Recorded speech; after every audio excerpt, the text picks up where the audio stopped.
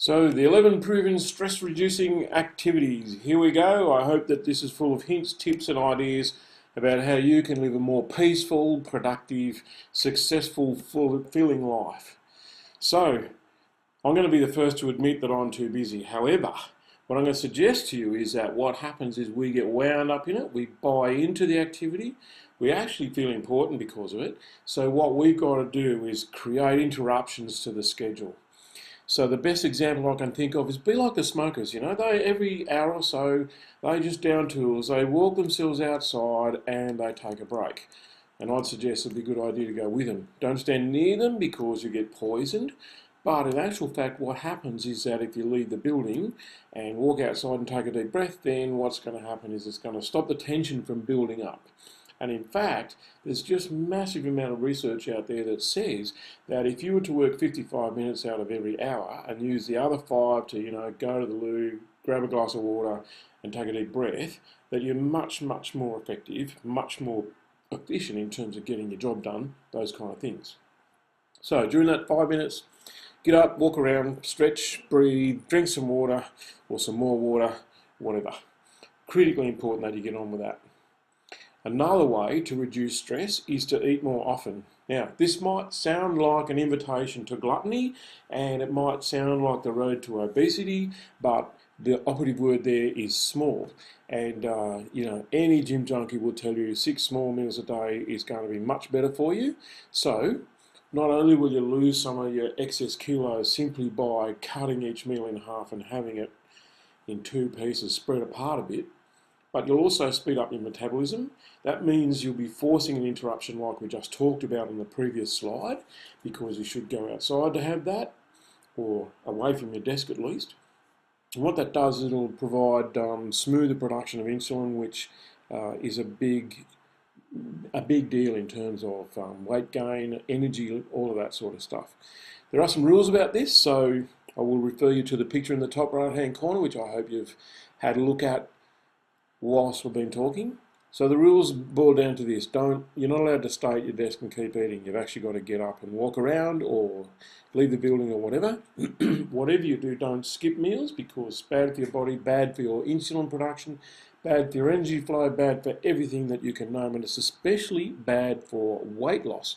You don't actually lose weight consistently by skipping a meal. You might actually lose half a kilo today by skipping lunch, but trust me, it'll be back. Make sure you include protein every time you eat, and pretty much the balance is, if you were to get your plate and divide it in half, then 1/2 needs to be protein.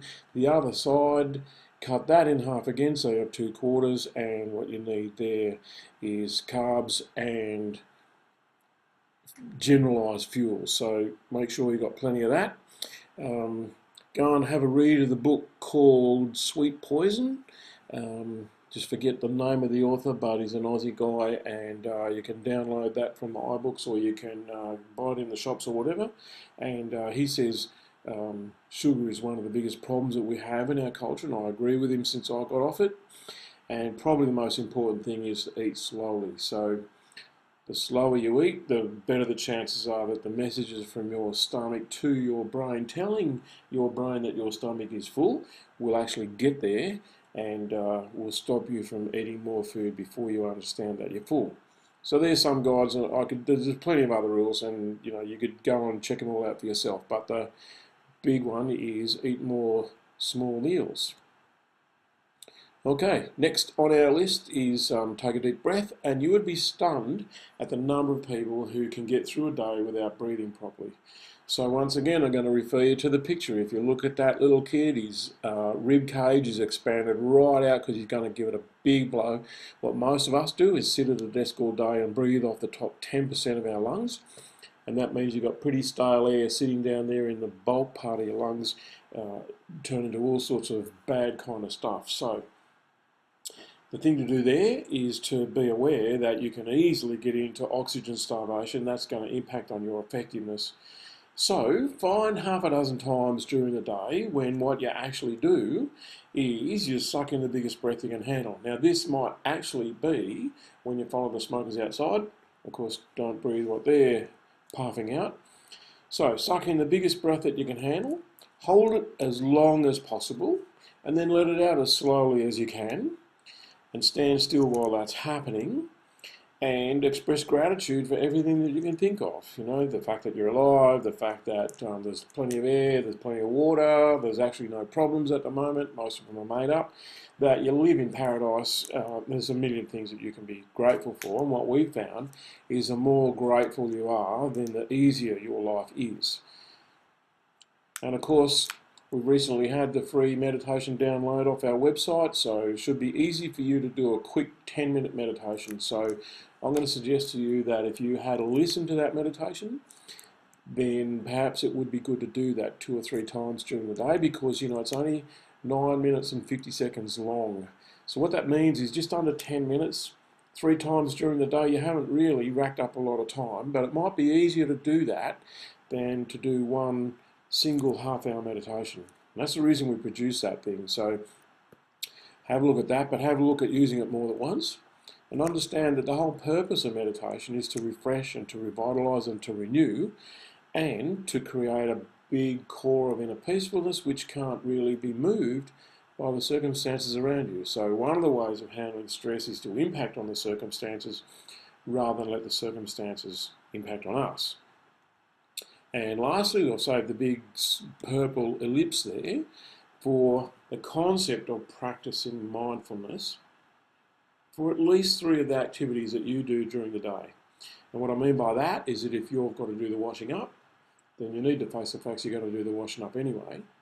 But how much can you bring your mind into the present moment? So rather than talking to yourself about, I'm going to enjoy that cup of tea when I'm finished, sense the temperature of the water, feel the glistening effect of the soap powder or the detergent that you've used, actually feel the thickness of the plates or the sharpness of the knives or the shapes of the forks or whatever it is, and see if you can get right into the moment of washing up or whatever it is that you're going to do. Most of us drive our car to work not thinking about what's going on, probably being pre-programmed by what's on the radio. So if you've got to drive to work, maybe you can be mindful about that. And that simply means feeling the steering wheel in your hands and getting a sense of the seat underneath your backside and where it touches your shoulder blades, if at all, where the seat belt is, what the wheel feels like in your hand, etc., etc. Just bring yourself into the moment 2 or 3 times a day. You'll find that that's one of the most powerful stress reduction processes there is. And of course, watch out for that continuous advertising program that's running up there between your ears. And most of us actually sell a version of ourselves that's not so good. We talk about, I'm hopeless at this and I can't do that, and watch me stuff this up and it's all hard and I don't like this and all that sort of stuff. And it might be true, but you know, do you need to be repeating it, and does anybody need to hear it as much as you do? So force yourself to rethink negative expressions until the positive version becomes habitual. That, my friends, is going to make a huge difference. And like with everything in this series, I'm going to refer you to that photograph there in the top right hand corner. Perhaps it is actually true that you are beautiful. And maybe that's the kind of self-talk that's going to work for you. I know you don't like me saying it, but we can't escape the truth of the fact that your body needs to be stressed a bit. And in fact, the more you stress your body, then the more your mind's going to be relaxed. So it seems to me that 5 times a week is a reasonable thing to do. If you're going to go to work 5 times a week, maybe you should go to the gym the same number of times.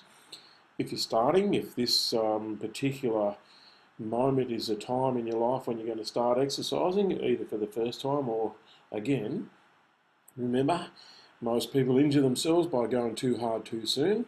So you would want to start slow and work your way up to something much more reasonable.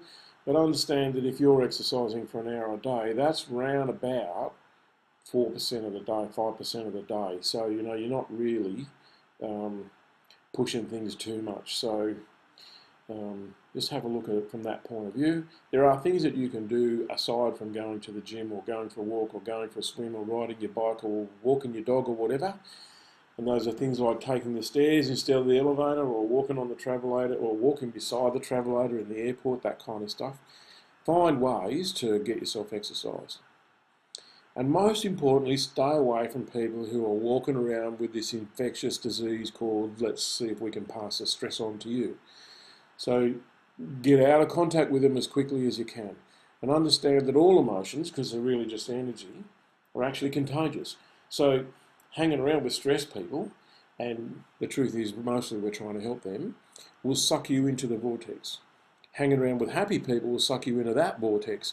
So that all should be pretty well straightforward. But when you see that stressed person who's going to inflict it on you simply because you're around, not because they want you to be stressed as well, although they are probably wondering why you're not stressed, then you've got to limit contact with them as much as you can so that you can get on with it, whatever it is that you need to do. And as the text says there, be aware and maybe even sympathetic, but limit contact. Most importantly, see if you can practice a concept of detachment. You'll learn that in doing the mindfulness exercises I referred to a moment ago. So look out for that and remind yourself that really all of the things that stress us don't really matter.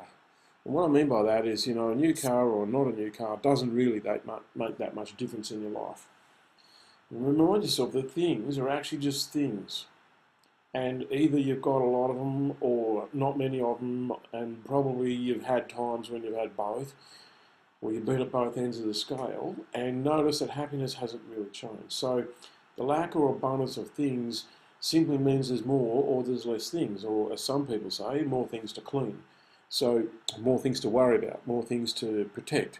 And so many people who've pursued happiness as a consequence of accumulating possessions don't find less stress because they worry about those things being protected, those things being stolen, those things needing to be cleaned, whatever it is that you want to talk about. So what you notice is more things or less things doesn't create more peace, more love, more joy, more happiness, more fulfillment or more satisfaction. It's just more things. And most importantly, get some sleep. Somebody told me recently that 30% of Australians have sleeping issues. That absolutely stuns me that you wouldn't address that as something that needs fixing immediately. I find it amusing. People say to me, "Oh, I'm just not a good sleeper."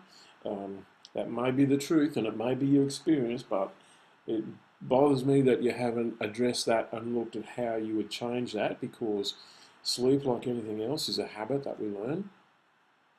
Understand this: if you want to get a pop-up, if you want to jump ahead, if you want to get ahead of the game, you don't get extra energy from sleeping in late. If you're going to have that jump forward, then you're going to get all of your refreshment and revitalisation by having an early night. So I'm saying go to bed early, turn off the television, put away the book, and actually go to sleep. And if you can't go to sleep, lie there telling yourself that at least you're getting the rest that your body needs so you can have lots of energy the next day. I have found enormous amounts of people get stressed because they're late, but they're habitually late. And I've got a client who admits that he is habitually late, and it really bothers him, but he manages to do it every time that him and I have an appointment. Now, he was able to change it when I said, be late again and I'll never speak to you again. He seemed to be able to somehow get over it. He seems to be able to catch a plane if, Qantas says to him the flight's leaving at 5 past. He seems to manage to catch a plane.